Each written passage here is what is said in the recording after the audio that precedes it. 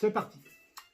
Amis de la chose ludique, logique et secrète, bonjour. Bonjour. Bonjour. Konnichiwa. Konnichiwa. Bon, c'est des débuts difficiles. Ma mère apprend le japonais. Alors aujourd'hui, on a choisi un peu une histoire qui se trouve dans ces contrées. Parce que sachez que le 21 août 1911, ça nous remonte loin, hein, 1911, ce fut la catastrophe en France, mais surtout au musée du Louvre, parce que la Joconde avait disparu, a disparu, on l'avait volée, on l'a volée. Alors, tout de suite, ce fut le grand bras de combat dans les ministères. Ah, Denis me regardait quand même, parce que je me disais, elle me fait la tête, c'est pas possible. Bon, enfin bref, revenons au vol de la Joconde, n'est-ce pas? Hein, branle-bas combat dans les ministères, je l'ai déjà dit, au cabinet du présidentiel, et la police, forcément... forcément, puisqu'il fallait mener une enquête. Et vite fait, il fallait retrouver le chef-d'œuvre en question. Mais bon, il faut savoir qu'au début, la police française... Elle n'était pas à la hauteur. C'est vous qui l'avez dit. Hein. Moi, j'en ai dit qu'à pédaler dans la semoule. Parce que l'un des premiers suspects du vol de la Joconde, ça a été Guillaume Apollinaire, un poète. Vous savez, Guillaume Apollinaire, le poète. Parce qu'on le soupçonnait en raison d'une affaire précédente où il avait été complice avec Pablo Picasso, le peintre espagnol. Enfin bref, on a soupçonné ces personnes-là d'avoir volé la Joconde. Que nenni, non, c'était une fausse piste. Bon, bref, c'est la police française qui a pédalé dans la semoule.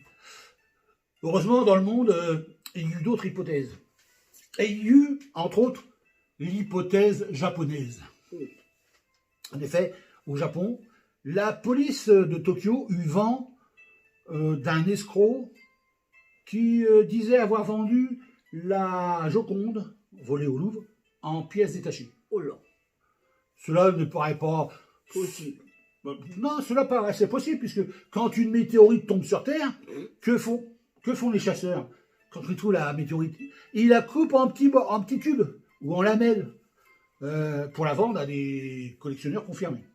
Bon. Ou alors, quand il y a un vol de diamants, d'un gros diamant, qu'est-ce qu'on en fait? On les taille, on en fait des petites rivières pour les écouler plus facilement. Elle est belle la phrase. D'enfuir des rivières pour les écouler plus facilement. C'est belle, hein. Bon, enfin bref, revenons donc. Les diamants en rivière. Et ben, le fameux japonais, un certain monsieur Kitsune, lui eut l'idée de découper la Joconde volée en petits morceaux. Et de les vendre. C'est madame, c'est une vérité. Puisque la police a très vite retrouvé les petits morceaux en question, très vite retrouvé les acheteurs, qui étaient soi-disant des gens responsables. Enfin bref, ils se sont empressés d'acheter des petites pièces détachées de la Joconde. Bon, bien entendu, c'était une fausse Joconde. Non, en tout cas, il y avait une escroquerie. Et il fallait mettre fin à cette escroquerie. Alors, la police japonaise, peu à peu, a retrouvé quelques pièces. Mais fut un moment, elle a été bloquée parce qu'il lui manquait un élément pour clore l'enquête. Il lui manquait un élément.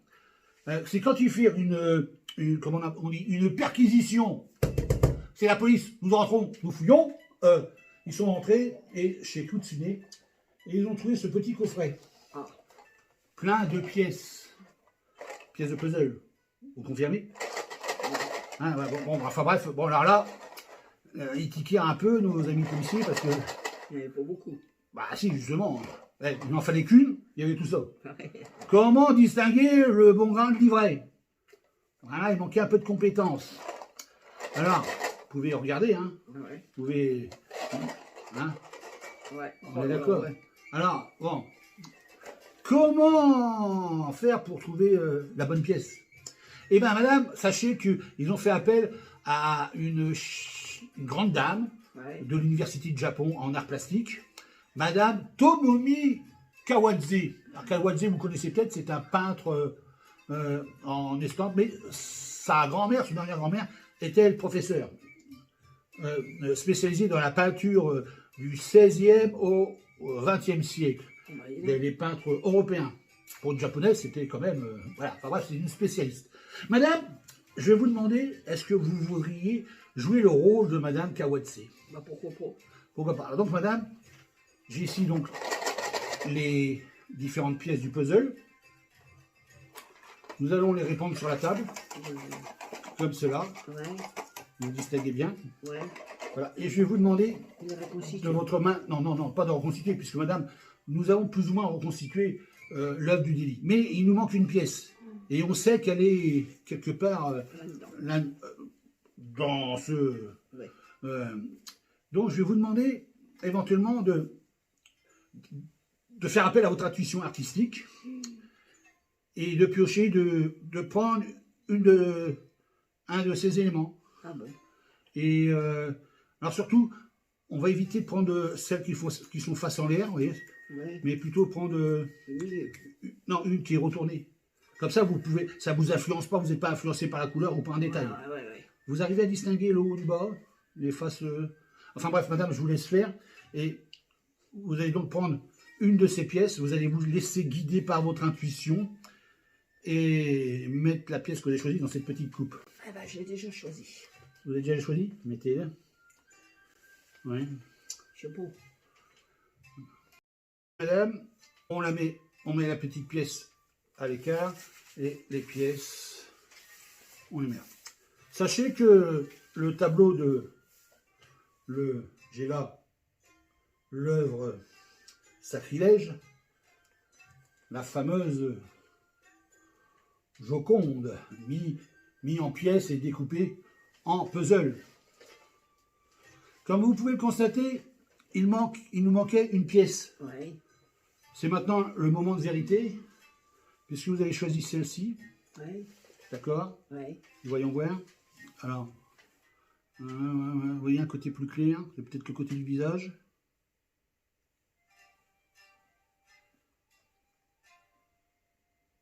Voilà, madame. Eh bien, cela semble correspondre. Oh. Eh bien, madame, incroyable, votre intuition vous a guidé et nous a aidé à résoudre l'hypothèse japonaise. Si on était à la télé, on entendrait des applaudissements. Madame, merci beaucoup. Vous voulez peut-être en savoir plus? Ouais. Restez avec nous, madame. Vous voulez peut-être en savoir plus sur cette histoire d'hypothèse japonaise Ouais. et comment l'auront senti? Comment l'auront senti nos amis japonais de toute cette histoire? Parce que quelque part, ils n'étaient pas coupables, mais ils ont été vexés. Parce que le Kitsune en question, c'était un des leurs. C'était un Japonais. Ouais. Un Japonais qui a essayé d'escroquer la France. Ouais. Donc il fallait se faire pardonner. Eh bien, sachez que en 1998, en France, une chaîne de télévision japonaise a offert 25 millions de francs au musée du Louvre Oh, bah, allez, pour que ce dernier restaure la salle de la Joconde. Oh, là, là, là. 25 millions de francs. Ouais, À part ça, ils ne se sentaient pas un peu coupables. Ouais. Bon, mais il faut savoir aussi qu'en 1992, une autre firme japonaise, la firme Nintendo, vous connaissez Nintendo? Non, Nintendo, bah, c'est les enfants et les jeunes connaissent, et les moins jeunes d'ailleurs. C'est une firme qui fabrique des consoles vidéo. Ouais. Avant, elle fabriquait des cartes à jouer. Après, elle s'est reconvertie dans les jeux vidéo. Alors, dans les jeux vidéo, voilà. Elle a offert ses services au musée du Louvre pour lui fournir les premiers guides audio du musée du Louvre. Les premiers guides audio du musée du Louvre étaient la fameuse console Nintendo 3S.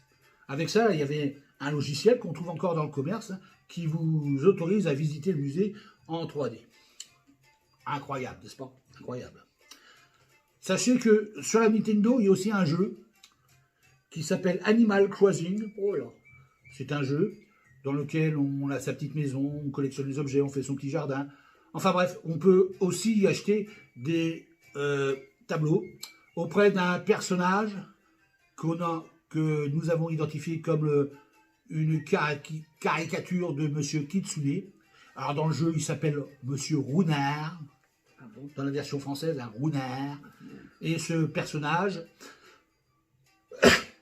désolé, ce personnage vous vend des tableaux. Mais le problème, c'est qu'il vend des faux tableaux comme de vrais tableaux. Oh là. Dans le jeu vidéo. Hein.